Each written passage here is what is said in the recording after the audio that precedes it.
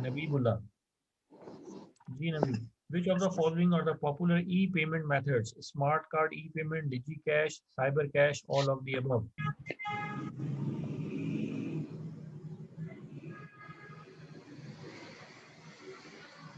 नबीबुल्ला, okay, Mohammad Haseeb,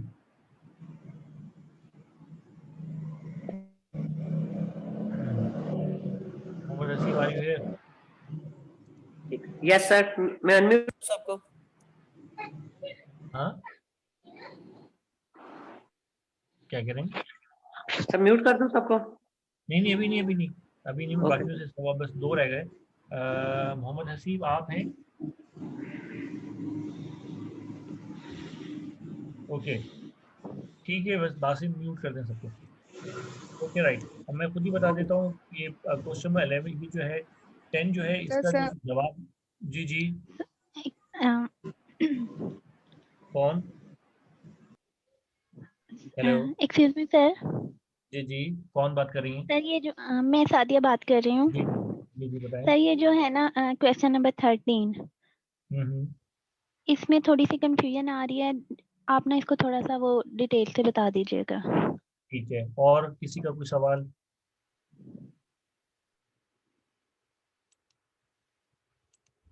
जी नहीं, आपके सवालात हैं, सवाल बता दें ताकि मैं फिर एक साथ में जवाब दे दूं सबके।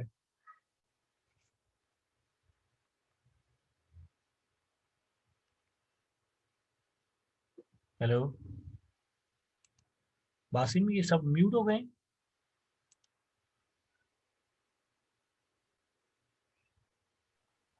नहीं सर, हेलो, एनी को रहने दिया, बाकियों को कर दिया। एनी का ओके, कोई क्वेश्चन है? जी नहीं, कोई सवाल? अच्छा चलें, जब तक वो आती है हम बीच में तो हम तो शुरू कर देते हैं।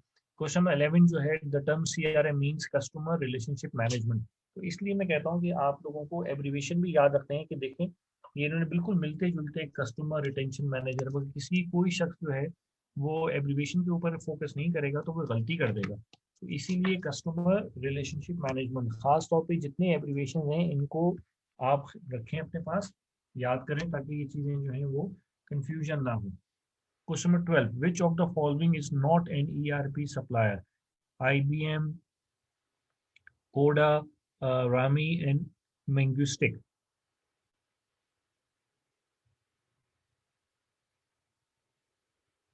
इसमें जो है ये IBM अपना IBM का एक सैप, वो IBM का ERP है। उसके बाद रामी का भी ERP है।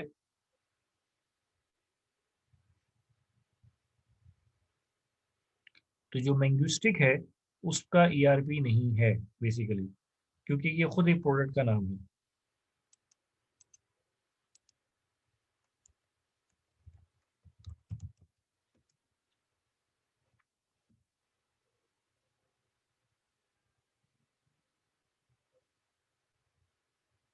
ये जो मैनेजिस्टिक है ये बेसिकली सप्लाई चेन मैनेजमेंट का बहुत क्या कहना चाहिए, सप्लाई चेन मैनेजमेंट जो है वो उसका ERP प्रोवाइड करती है। सॉरी, ERP नहीं, सॉफ्टवेयर। जी जी, हेलो। सर मैंने आपसे पूछना था कि वो जो हम लोगों ने क्लाउड कंप्यूटिंग कल पढ़ा है उससे रिलेटेड मेरे पास ना एक दो MCQs हैं, अगर आप मुझे वो क्लियर कर दें। अच्छा, मैं पहले ये MCQs कंप्लीट कर लूँ फिर जी जी, आप लाइन पे रहें, फिर मैं आपकी मैं जो वेट है वो कर। सारे सवाल जो है वो करता हूँ। ठीक है। जी सर। अच्छा, तो ये जो मैंगुस्टिक है ये सप्लाई चेन मैनेजमेंट का बहुत मशहूर कंपनी है जो कि ये सॉफ्टवेयर प्रोवाइड करती है, राइट? तो आपने ये चीज़ भी अपने जहन में रखनी है। अच्छा, इसी तरह जो CRM है उसका बहुत मशहूर सॉफ्टवेयर है, उसका नाम है शुगर CRM। ये भी आप अपने पास नोट कर लें, शुगर CRM।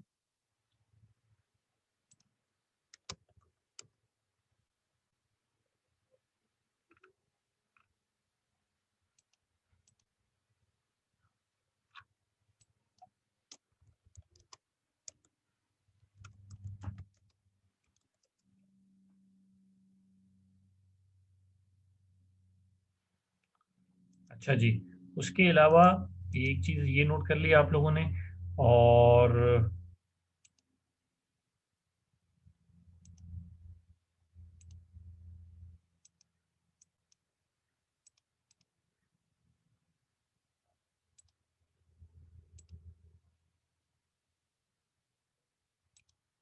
अच्छा जी, उसके बाद an example of ERP solution is Oracle financials, Oracle application 12, Oracle E business suit and Oracle developer suit. अब इसमें जो क्या कहना चाहिए, कंप्लीट ईआरपी है, उसको बेसिकली हम ओरेकल ई बिजनेस सूट कहेंगे।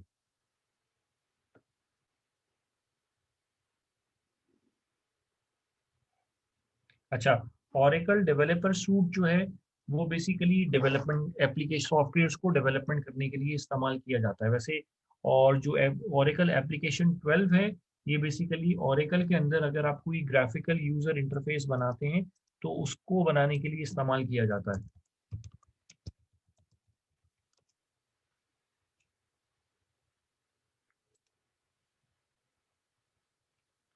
अच्छा, इसी तरह आपका जो क्या क्या ओरेकल फाइनेंशियल है, ये ईआरपी का एक मॉड्यूल है।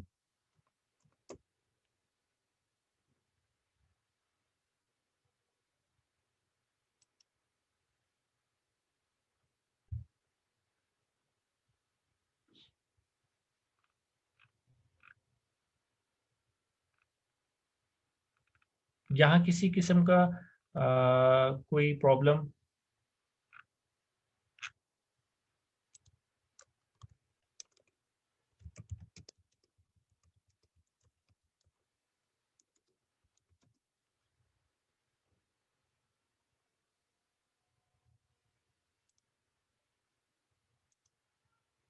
अच्छा, अब उसके बाद 14 number question, ERP integrate all data and processes of an organisation, end to end business solution both A and B, none of the above. तो ये बोथ ए एंड बी आएगा। उसके बाद project planning consist of 4 phases, arrange the following in the order of occurrence: implementation, detail discussion, in production phase, design in customisation. ये जरा आप लोग अपनी अपनी कॉपीज पे सॉल्व करें और देखें कौन सा प्रोजेक्ट प्लानिंग जो है वो कौन सी फेज में आएगा। बताइए इसमें से कौन सा सीक्वेंस है जो सबसे बेहतर है।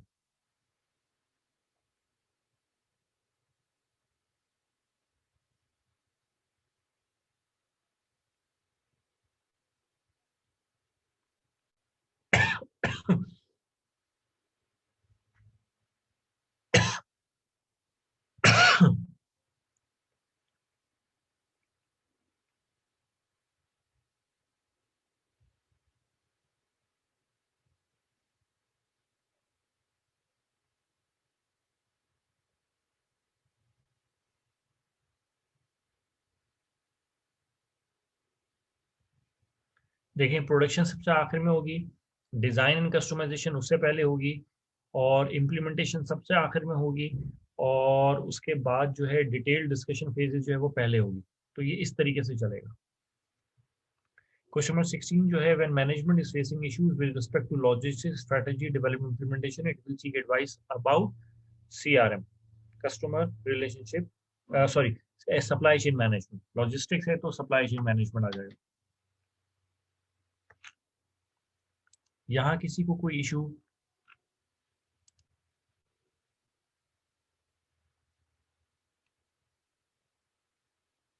जी बिल्कुल। अच्छा, एक और बात बता दूं, यहाँ पे एक चीज़ ये लिखा हुआ है, डिज़ाइन एंड कस्टमाइजेशन और इम्प्लीमेंटेशन। तो हमेशा हम डिस्कशन पहले करते हैं। प्रोडक्शन का मतलब ये होता है कि एक चीज़ बन गई है और फिर वो अब चल रही है, तो उसको हम प्रोडक्शन इन्वायरमेंट कहते हैं। तो किसी चीज़ को बनाने से पहले उसके ऊपर डिस्कशन ज़रूरी है, ब्रेन ज़रूरी है, फिर हम उसका डिज़ाइन बनाते हैं जिसको आर्किटेक्चर कहते हैं। डिज़ाइन बनाने के बाद हम उसको बनाते हैं, बनाने का मतलब है इम्प्लीमेंटेशन है, और उसके बाद हम उसको रियल इन्वायरमेंट में डिप्लॉय कर देते हैं। तो जब भी कोई चीज़ रियल इन्वायरमेंट में चलना शुरू हो जाए, तो रियल इन्वायरमेंट जो है जहाँ पे किसी सॉफ्टवेयर को चलना होता है, उसको हम बेसिकली प्रोडक्शन इन्वायरमेंट कहते हैं। तो प्रोडक्शन हमेशा लास्ट फेज में होती है।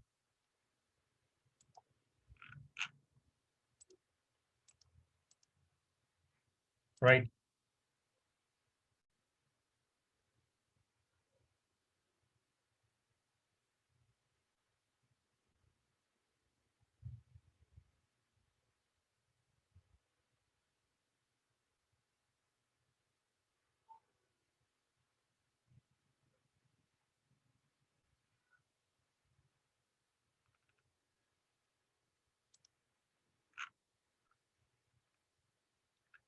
अच्छा, ये बेसिकली जो ओरेकल वाला था, इसमें मैं एक चीज़ क्लियर कर दूं कि ओरेकल जो है वो बेसिकली ओरेकल की क्या कहना चाहिए, मुख्तलिफ वर्जन्स आते हैं, लेकिन ओरेकल ने सबसे शुरू में क्या किया था कि ओरेकल ने मुख्तलिफ डिपार्टमेंट्स के लिए मुख्तलिफ मॉड्यूल्स बना के उन मॉड्यूल्स का एक कम्बिनेशन निकाल दिया था।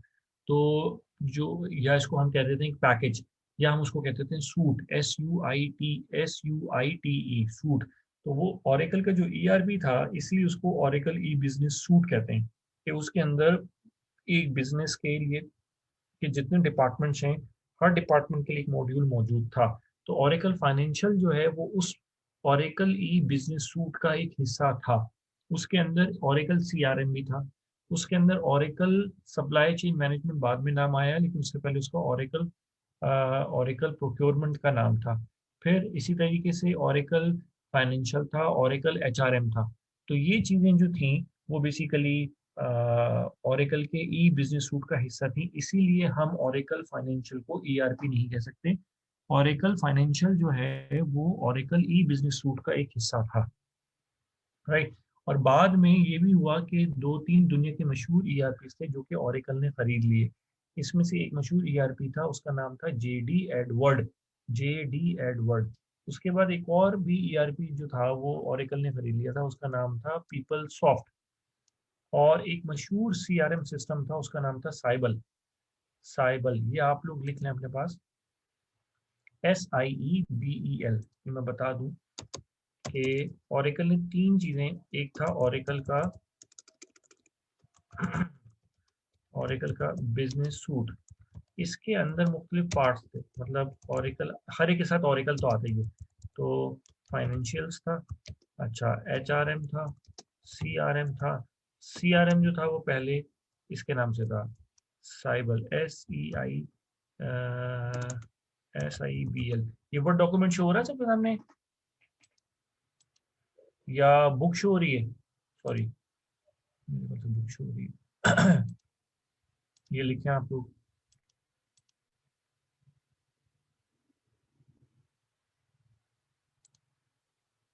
ये CRM था। अच्छा, इसके अलावा प्रोक्योरमेंट का मॉड्यूल था, ये तो इम्पोर्टेंट हो गई। अच्छा, ओरेकल फाइनेंशियल जो है वो बेसिकली ओरेकल बिजनेस सूट का हिस्सा थी, ओरेकल ई बिजनेस सूट, सॉरी। अच्छा, उसके बाद क्या कहना चाहिए, ओरेकल ने जो चीज़ें खरीदी उनमें पीपल सॉफ्ट था, ये मशहूर ERP था पीपल सॉफ्ट। अच्छा, इसके अलावा ओरेकल ने ये खरीदा JD एडवर्ड। इसके अलावा ओरेकल ने ये भी खरीदा SEIBEL। ये 3 चीज़ें ओरेकल ने खरीद ली थी।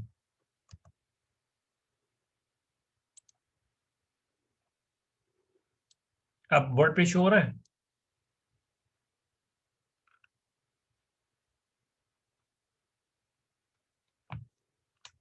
ओके, तो ये बेसिकली आपका क्लियर हो गया सवाल, ये जिन्होंने सादिया या यानी आप में से किसी ने सवाल पूछा था ओरेकल फाइनेंशियल वाला। मुझे याद नहीं किसने पूछा था।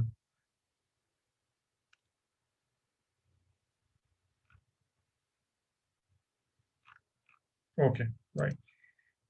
तो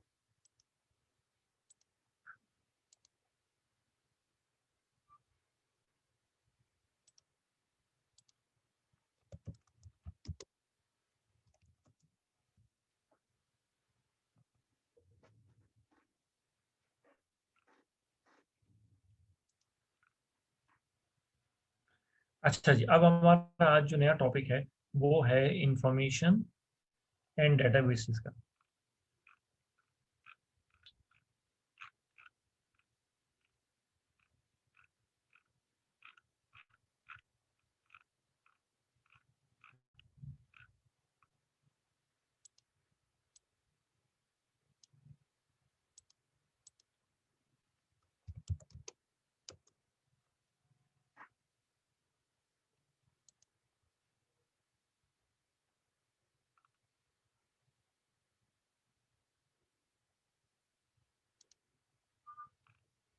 ओके,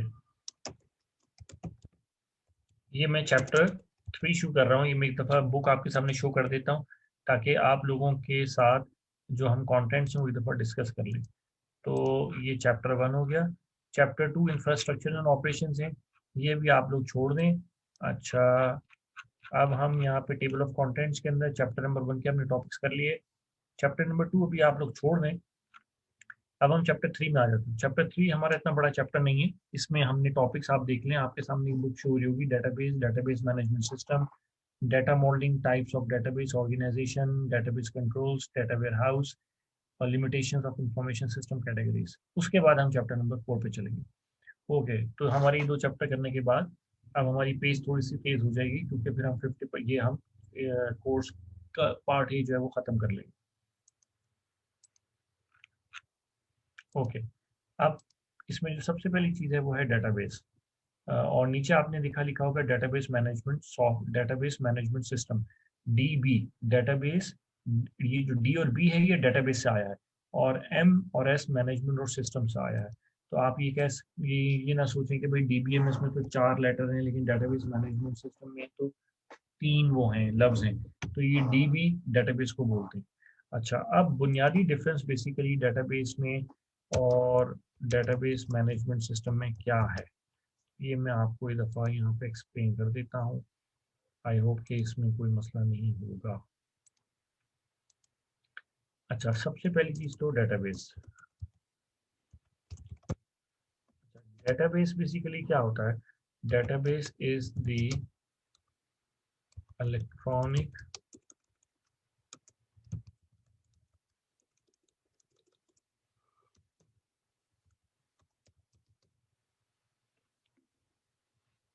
आप लोगों के सामने ही मेरा वर्ड डॉक्यूमेंट शो हो रहा है।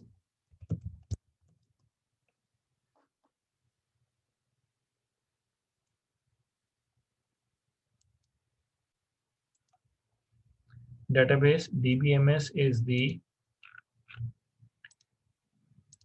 electronic storage of data।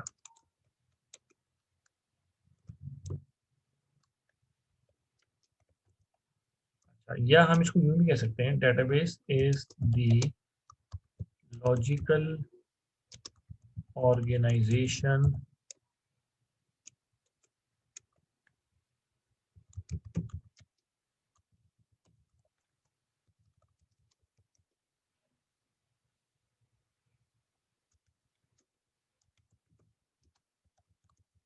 of data stored in electronic form। database जो है, it is the logical organization of data stored in electronic form। कि इलेक्ट्रॉनिक फॉर्म में जब हम डाटा को कहीं सेव करते हैं तो वो उस चीज़ को बेसिकली हम क्या कहते हैं, डेटाबेस। अच्छा, पहले ये तो खैर हर चीज़ लोग डेटाबेस से इतने फेमिलियर हो गए हैं कि इसको समझाना इतना मुश्किल नहीं है। अगर मैं आपसे ये पूछूं कि डेटाबेस जो है इसकी अगर हिस्ट्री देखें, तो जिस तरह अक्सर आप लोगों ने सुना होगा कि तमाम फैमिलीज के अंदर, ख़ानदान के अंदर अक्सर लोगों के पास उनका शजरा नस्ब होता है, जो कि मोस्टली एक ट्री लाइक स्ट्रक्चर के अंदर रिप्रेजेंटेड होता है। कि आपके पास एक रूट नोड होती है, उसके नीचे आपके पास एक और क्या कहना चाहिए, नोड होती है। एक मिनट,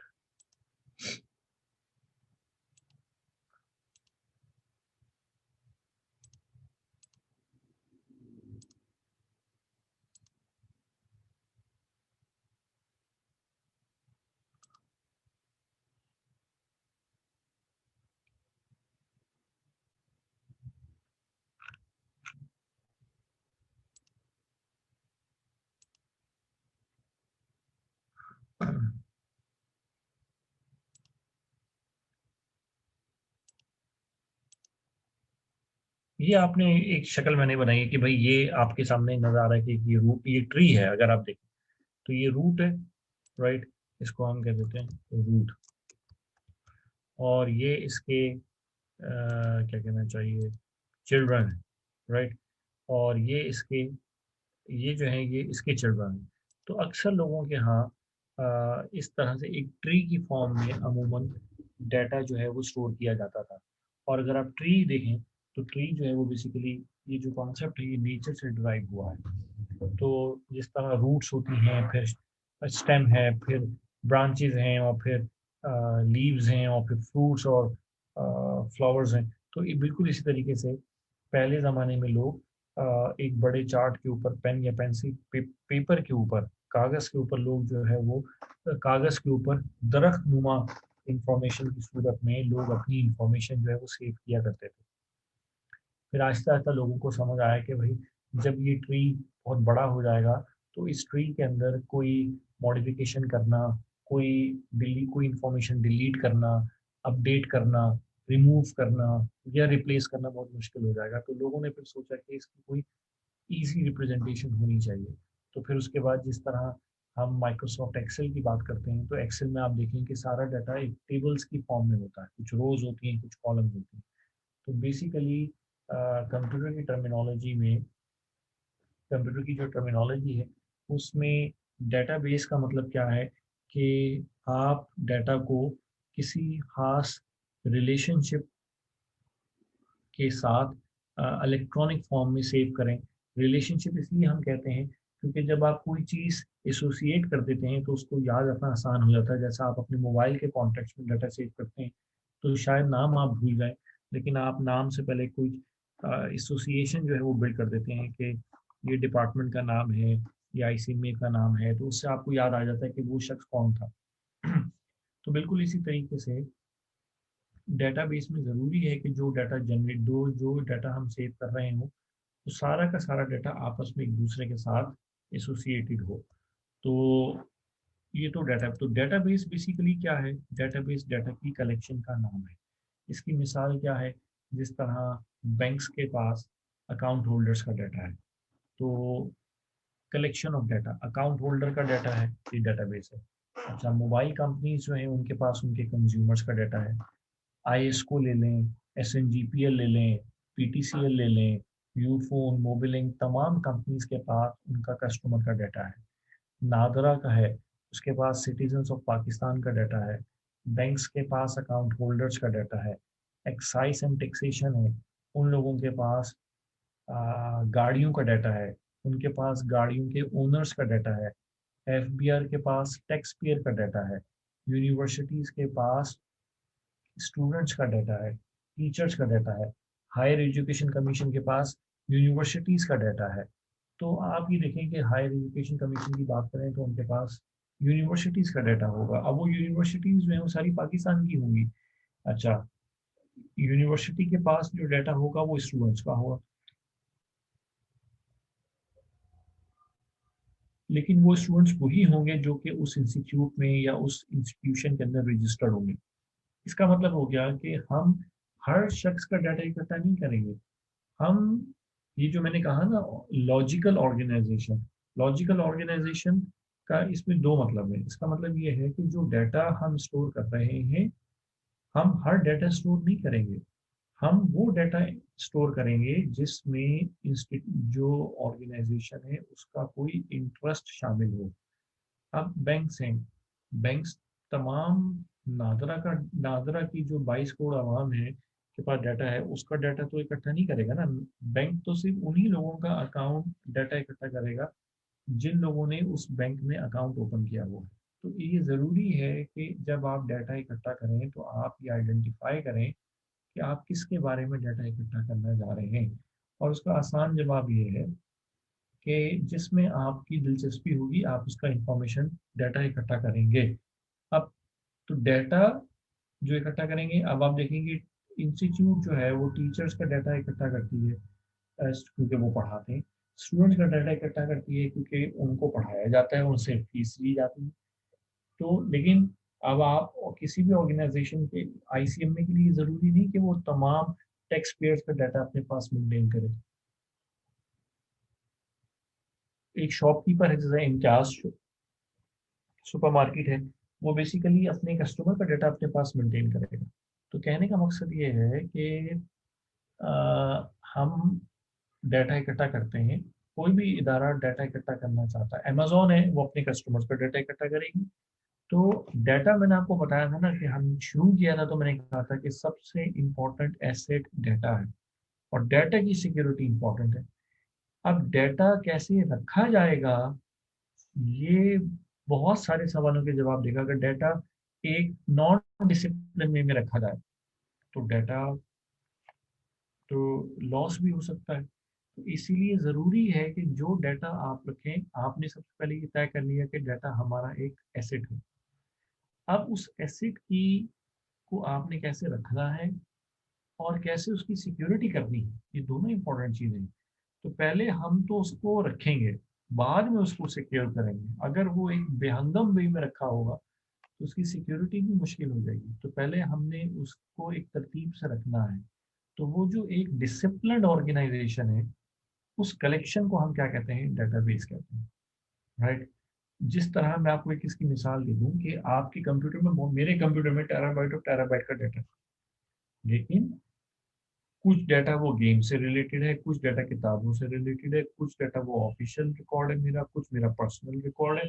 उस डाटा में आपस में कोई रिलेशनशिप नहीं है, तो वो डाटाबेस नहीं होगा। आपकी कंप्यूटर पे जो डाटा रखा हुआ है या आपके मोबाइल में जो एसडी कार्ड है उसमें जो बहुत सारा डाटा है, वो डाटाबेस नहीं है, वो सिर्फ डाटा है। वो इसलिए डेटाबेस नहीं है क्योंकि उनका आपस में कोई लॉजिकल रिलेशनशिप नहीं है। इसी तरह जब आप गूगल पे जाते हैं, तो आप अगर गूगल पे एप्पल लिखें तो गूगल आपको एप्पल सेब के बारे में भी बताएगा, एप्पल आईफोन के बारे में भी बताएगा, एप्पल कोई और चीज़ उसके बारे में भी बताएगा। तो जो गूगल के ऊपर जो डाटा है, जो इसको हम वेब कहते हैं, वो भी डेटाबेस नहीं है। ऑल्दो वो बहुत बड़ा डाटा है, लेकिन डेटाबेस के लिए ज़रूरी है कि आपस में डाटा की लॉजिकल रिलेशनशिप हो। हाँ, इसीलिए मैंने एग्जांपल दी कि हॉस्पिटल्स के पास पेशेंट्स का डाटा है, हॉस्पिटल्स के पास डॉक्टर्स का डाटा है, इंस्टीट्यूशंस के पास अ, उसका डाटा है किसका डाटा है, स्टूडेंट्स का डाटा है। इसी तरह एफबीआर के पास टैक्स पेयर का डाटा है, एयरलाइंस के पास पैसेंजर्स का डाटा है, होटल्स के पास कस्टमर्स का डाटा है। तो डिपेंड करता है कि डाटा किसके पास, कौन सा इदारा डाटा इकट्ठा कर रहा है। तो डेटाबेस जस्ट लॉजिकल ऑर्गेनाइज्ड, या आप इसको कह लें कि डेटाबेस इज द इसको हम यूँ कह लेते हैं, डेफिनेशन को मतलब चेंज कर लेता हूँ, electronic organisation of logically related data. ठीक है, स्टोर्ड इन इलेक्ट्रॉन, ये यहाँ पे तो आ ही गया, ये हो गया डेटाबेस। ठीक है, अब अब डाटा को इलेक्ट्रॉनिक फॉर्म में सेव करना, जब आपको सेव करेंगे तो सेव करने के बाद उसको निकालना भी पड़ेगा। आपको डेटाबेस शुरू में इनिशियली खाली होगा, आपने उसमें डाटा डालना होगा, इंसर्ट करना होगा, फिर डाटा वक्त के साथ साथ अपडेट भी होगा, डाटा डिलीट भी होगा, डाटा का बैकअप भी लिया जाएगा, डाटा का प्रोसेसिंग भी होगी, डाटा की रिपोर्टिंग भी होगी, डाटा को आर्काइव भी किया जाएगा। इसका मतलब है कि फ्यूचर में जब हम डेटाबेस रखेंगे, डेटाबेस में डाटा रखेंगे, तो डेटाबेस समझे एक टोकरी है जिसमें चीजें रखनी है। तो जब डेटाबेस में डाटा रखेंगे तो डेटाबेस के ऊपर हमें मुख्तलिफ ऑपरेशंस परफॉर्म करने होंगे। उन ऑपरेशंस को परफॉर्म करने के लिए हमें एक सॉफ्टवेयर की ज़रूरत होगी। उस सॉफ्टवेयर को बेसिकली हम कहते हैं database management software,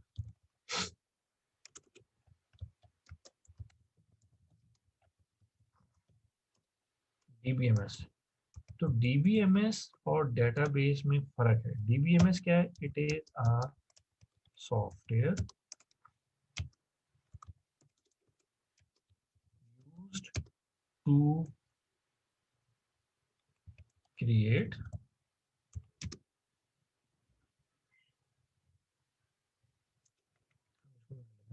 to design,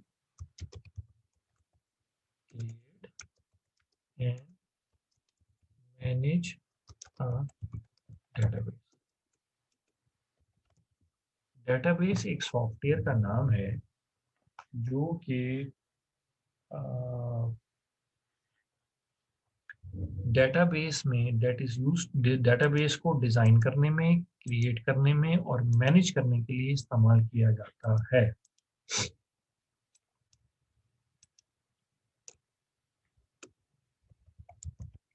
तो database collection of data, electronic collection of data है।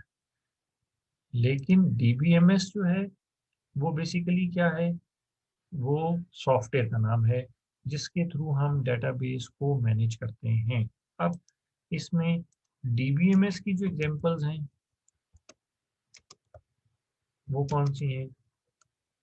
माई सीक्वल, अच्छा, SQL slash PL SQL, PL slash SQL, Microsoft Access, IBM का DB2, सेज,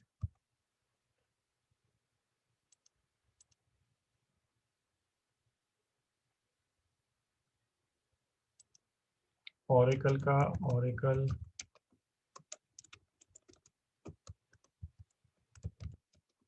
RDBMS। तो ये बेसिकली DBMS की एग्जांपल है, राइट। माई सीक्वल एसक्यूएल से बनता है, एसक्यूएल से बनता है स्ट्रक्चर्ड क्यूरी लैंग्वेज, ठीक है। तो ये मैंने मुख्तलिफ सॉफ्टवेयर के नाम लिख दिए। अच्छा, अगर मैं डेटाबेस की एग्जांपल्स बताऊं तो वो मैंने क्या बताया, नाजरा डेटाबेस, DB कर देता हूँ, आईएसको डेटाबेस, बैंक्स का डेटाबेस, सेलुलर बिलिंग डेटाबेस,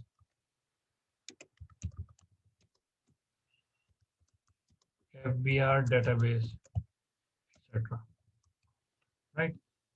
तो ये उन सॉफ्टवेयर्स के नाम हैं जिसकी मदद से हम किसी भी डेटाबेस को पहले क्रिएट डिज़ाइन करेंगे, फिर उसको क्रिएट करेंगे और फिर उसको मैनेज करेंगे। और मैनेज डेटाबेस को मैनेज करने का मतलब क्या है कि मैनेज डेटाबेस का मतलब ये है कि to insert, comma, edit, comma, delete, comma, process,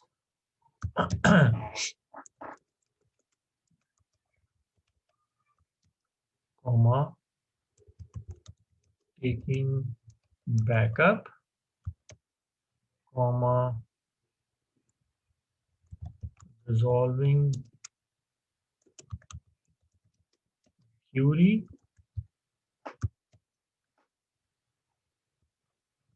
update the data in the database। तो डेटाबेस में डाटा डालना ये बेसिकली मैनेज का काम है। डेटाबेस में डाटा इंसर्ट करना, एडिट करना, डिलीट करना, डाटा को प्रोसेस करना, बैकअप लेना, क्यूरी रिजॉल्व करना, डाटा को अपडेट करना, ये बेसिक काम है डीबीएमएस का। तो डीबीएमएस एक सॉफ्टवेयर का नाम है। चार चीजें मैंने आपको याद रखनी है। डेटाबेस क्या है, डाटा क्या है, डाटा तो फैक्ट्स एंड फिगर्स को कहते हैं, राइट। डेटाबेस क्या है, collection of electronic collection of logically related data, ये डीबीएम है, ये डेटाबेस है। डेटाबेस को बनाने के लिए, डिजाइन करने के लिए पहले डिजाइन होगा, फिर क्रिएट होगा और बाद में उसकी मैनेजमेंट होगी। और मैनेजमेंट के ये सारे मतलब हैं। इसको करने के लिए आपको एक सॉफ्टवेयर चाहिए, उस सॉफ्टवेयर को बेसिकली हम क्या कहते हैं, डीबीएमएस कहते हैं।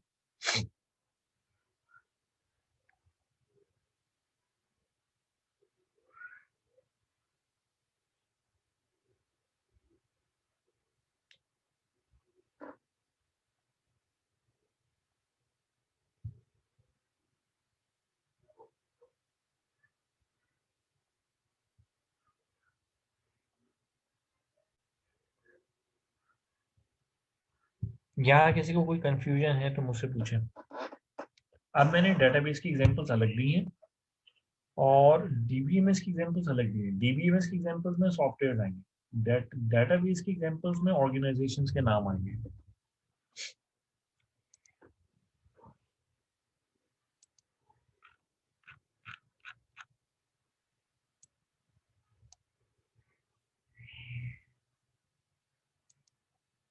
ओके, अभी तक कोई क्वेश्चन किसी को बात समझ आई हो?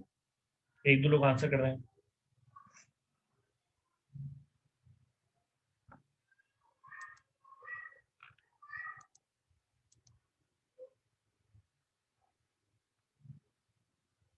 Okay right, good. अब हम आगे चलते हैं।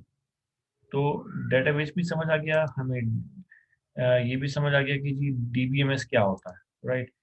तो अच्छा, अब इंटरेस्टिंग बात ये है कि जब हम ई बिजनेस आर्किटेक्चर की बात कर रहे थे तो मैंने कहा था कि हमारे पास एक वेबसाइट होगी, उसके पीछे एक इंफॉर्मेशन सिस्टम होगा, इंफॉर्मेशन सिस्टम के पीछे डेटाबेस होगा। तो ये वही डेटाबेस है, और डेटाबेस जिस मशीन पर रखा होगा उसको डेटाबेस सर्वर बोलेंगे। तो याद हो आपको कि मैंने ये चीज़ें सब बताई थी। तो जब डेटाबेस बन जाता है तो किसी मशीन पर रखा जाता है, और वही मशीन सबसे इंपॉर्टेंट मशीन होती है, उस मशीन को हम डेटाबेस सर्वर कहते हैं।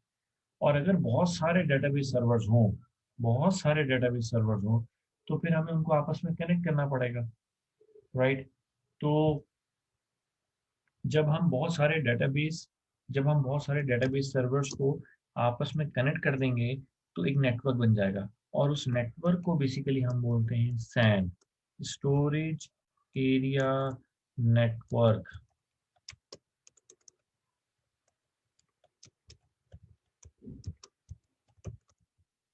ठीक होगी बात?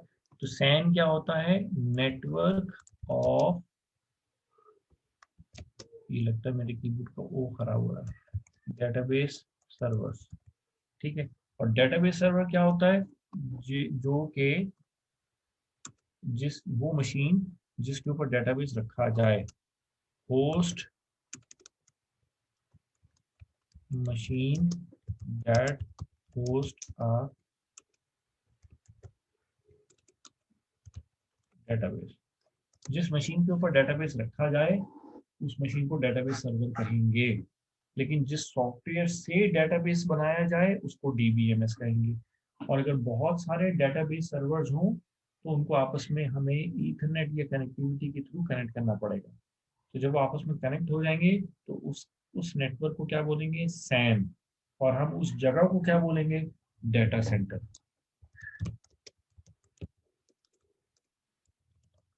डेटा सेंटर हमारे लिए क्या है?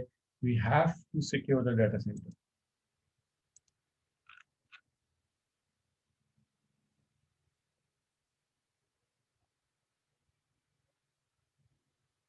डीबीएमएस एग्जांपल्स आपको याद करनी होंगी बिल्कुल, ताकि अगर वो पूछ लेते हैं कि ये क्या डीबीएमएस है तो आपको पता होना चाहिए कि मशहूर, इसीलिए मैंने मशहूर तमाम डीबीएमएस के नाम लिख दिए।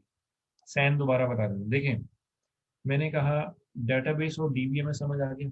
डेटाबेस क्या है? Collection of data. डेटाबेस को डिजाइन करने के लिए, क्रिएट करने के लिए और मैनेज करने के लिए जो सॉफ्टवेयर इस्तेमाल होता है उसको डीबीएमएस कहते हैं। समझ आ गई?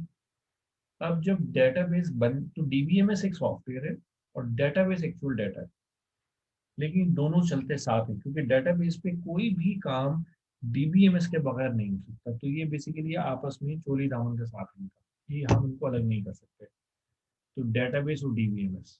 अच्छा, अब ये दोनों एक एक मशीन के ऊपर चल रहे होंगे, क्योंकि डीबीएमएस एक सॉफ्टवेयर है या इंफॉर्मेशन सिस्टम भी हम उसको कह सकते हैं, और डेटाबेस जो है वो कलेक्शन ऑफ डाटा है। इन दोनों को अलग नहीं कर सकते हैं, इन दोनों को एक ही मशीन पर रखा जाएगा। और वो मशीन जिस पे इन दोनों को रखा जाएगा उसको बेसिकली हम क्या बोलेंगे? Database server. और अगर बहुत सारे मशीन हो, जब डाटा बढ़ेगा तो हमें मजीद सर्वर्स लेने पड़ेंगे। अगर हमारे पास 4-5 डेटाबेस सर्वर्स होंगे तो हमें उनको आपस में कनेक्ट भी करना पड़ेगा। जब हम 4-5 मशीन को आपस में कनेक्ट कर देते हैं तो वो क्या कहलाता है? नेटवर्क। चूंकि हम 4-5 मशीन्स जिनको हम कनेक्ट कर रहे हैं वो मशीन्स डेटाबेस सर्वर्स हैं, तो जब हम डेटाबेस सर्वर्स से एक नेटवर्क बनाएंगे तो उस नेटवर्क को हम बोलेंगे स्टोरेज एरिया नेटवर्क। तो सैन क्या है? It is the LAN local area network of database servers. जब हम डेटाबेस सर्वर्स का एक नेटवर्क बना देते हैं तो वो बेसिकली क्या कहलाता है, स्टोरेज एरिया नेटवर्क कहलाता है, या हम उसको आसान लफ्जों में डाटा सेंटर भी कहते हैं। जिस तरह मैंने आपको क्लाउड भी बताया था, तो क्लाउड में हम अपना डाटा दे रहे होते हैं। इसका मतलब है कि वो डेटाबेस भी उनके पास हो, उनके डेटाबेस में डाटा हमारा होगा। डेटाबेस वो बनाएंगे लेकिन डाटा हमारा होगा। डाटा सेंटर ही सिर्फ सिक्योर करना नहीं होता। यस, डाटा सेंटर बहुत बड़ी चीज होती है, लेकिन उसके अलावा भी डाटा सेंटर तो वो है जहाँ डाटा रखा जा रहा है। अब डाटा को प्रोसेस भी तो कर रहे हैं, तो जहाँ प्रोसेसिंग हो रही है, जहाँ उसको अप्लाई किया जा रहा है, वो सब इम्पोर्टेंट है। तो सिर्फ डाटा सेंटर को हम नहीं, डाटा सेंटर को सिक्योर करना एक जिम्मेदारी है, लेकिन this is not the only thing that need to be secure. अब कुछ कुछ समझ आ रही है चीजों की आपको?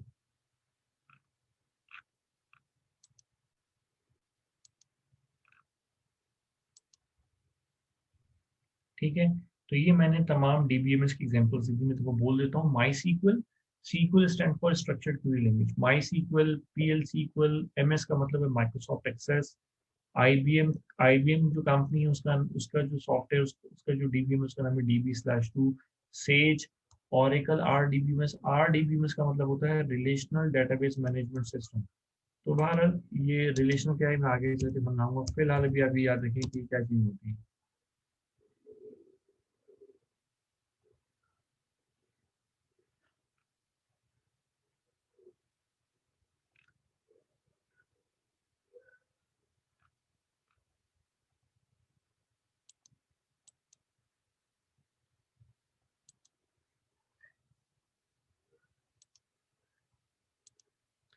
यहाँ तक किसी को कोई कंफ्यूजन है तो मुझे बताएं।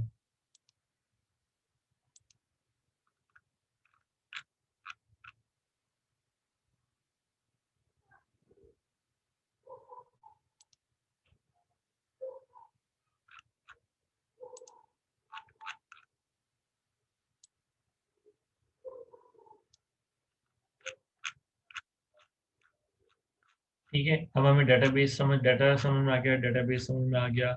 हमें क्या कहना चाहिए, डाटा समझ में आ गया, डेटाबेस समझ में आ गया।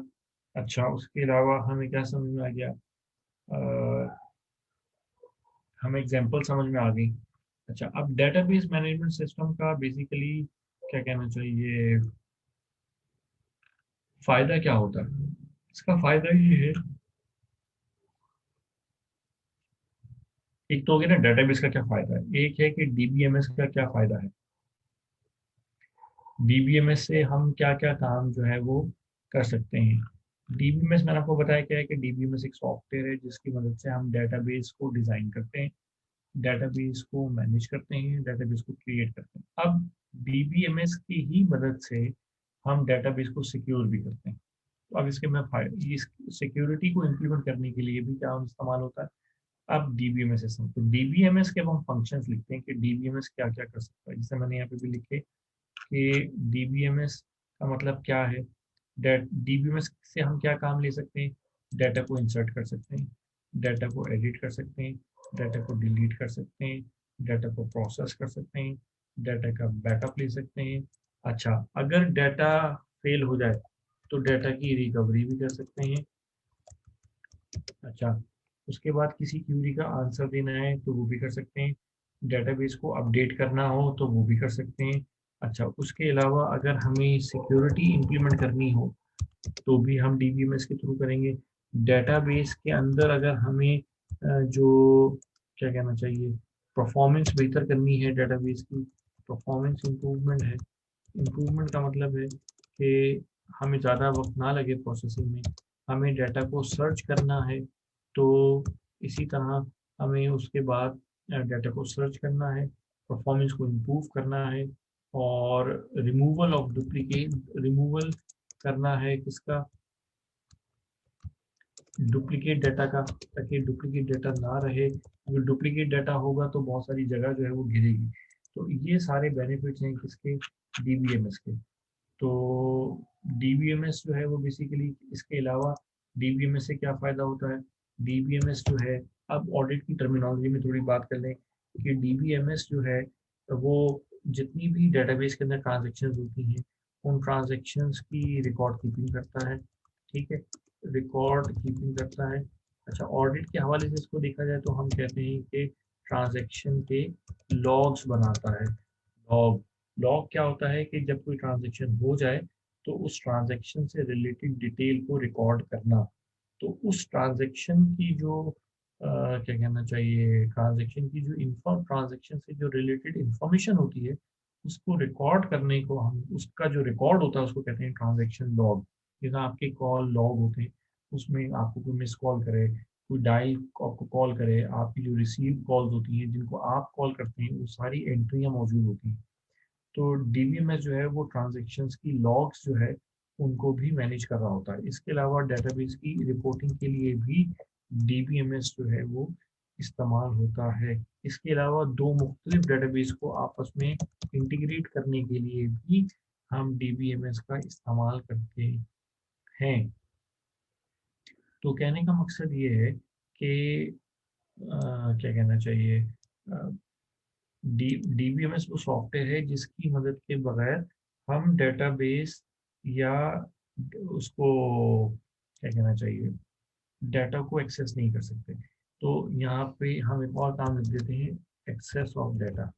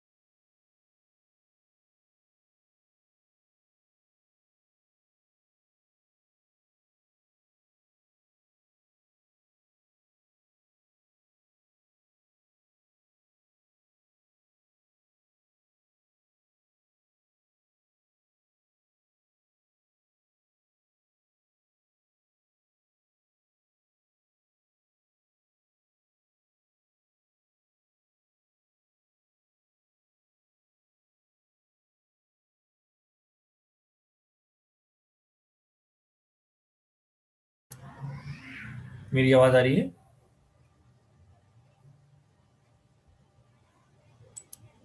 वासिम?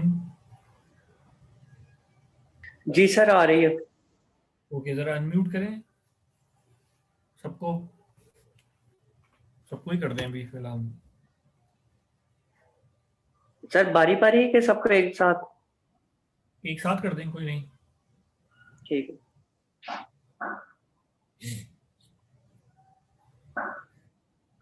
जी, जो किया जाए वो सवाल किया जाए। सर एक्चुअली आपको खुद अनम्यूट करना पड़ेगा, मेरे पास राइट्स नहीं रहे ना। अच्छा, आप को होस्ट हैं, आप कर सकते हैं सबको अनम्यूट। मैंने ट्राई किया लेकिन मेरे पास सब को होस्ट के राइट नहीं है, वो लाहौर कैंपस के पास चले गए। अच्छा।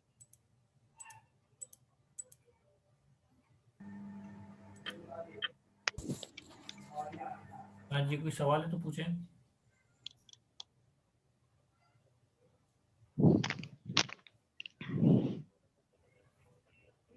कोई सवाल किसी का?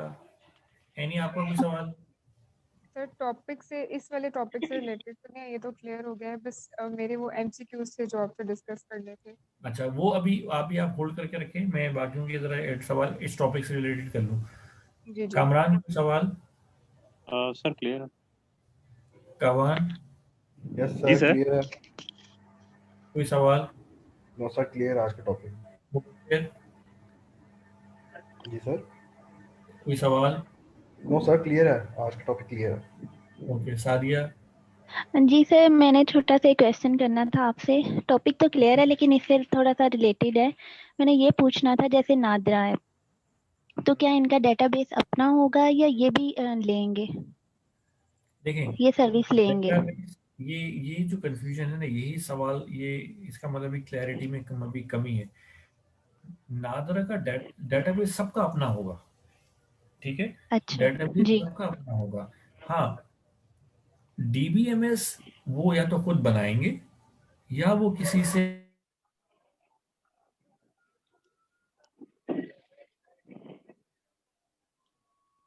क्या प्रॉपर्टी है ऑर्गेनाइजेशन की। तो जब डेटा ऑर्गेनाइजेशन की प्रॉपर्टी है तो डेटाबेस भी ऑर्गेनाइजेशन की प्रॉपर्टी है। हाँ, डीबीएमएस जो है वो आप अपना भी बना सकते हैं, वो आप बनवा भी सकते हैं और बना बनाया भी खरीद सकते हैं। तो मोस्टली लोग क्या करते हैं कि जो बना बनाया है, क्योंकि वो बहुत स्टेबल होते हैं, वो खरीद लेते हैं। ठीक हो गया सर। और कोई सवाल? इमरान, नबीब, सलमान, कोई सवाल? ओके, एनी, अब आप सवाल कर लें अपना। जी सर।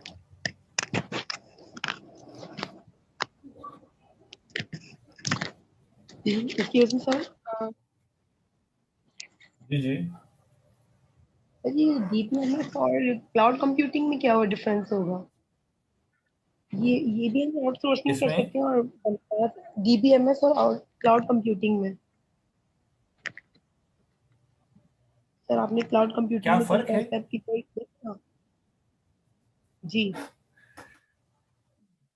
डीबीएमएस और क्लाउड कंप्यूटिंग में तो बहुत जमीन आसमान का फर्क है। डीबीएमएस तो एक सॉफ्टवेयर का नाम है, ठीक है? जी वो जी डीबीएमएस तो एक सॉफ्टवेयर का नाम है जो कि सिर्फ डाटा से रिलेटेड है।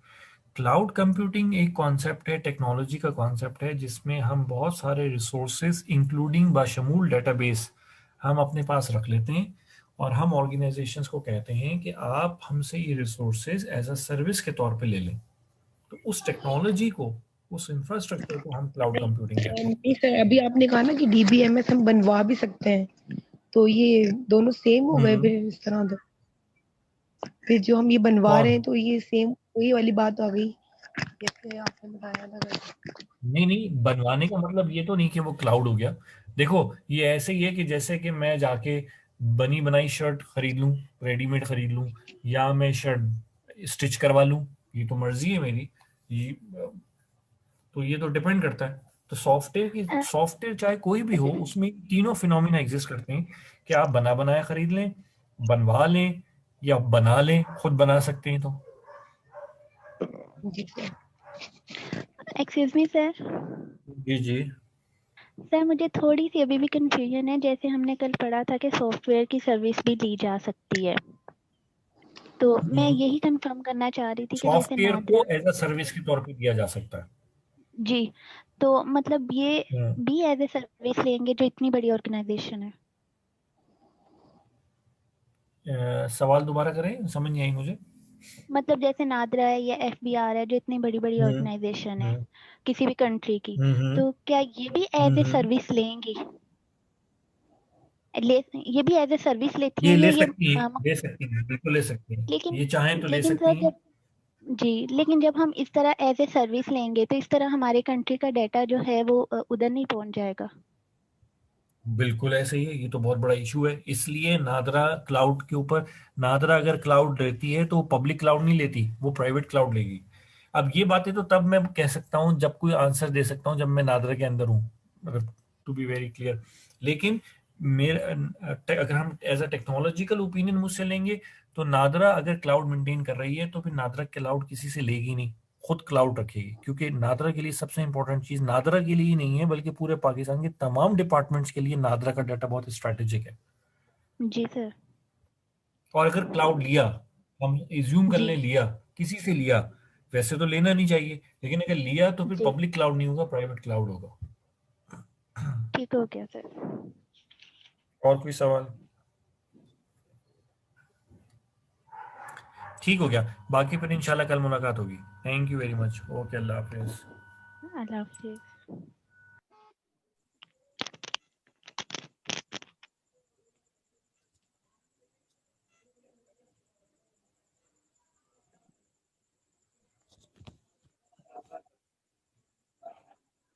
क्या पूछूं मैं सर? मैं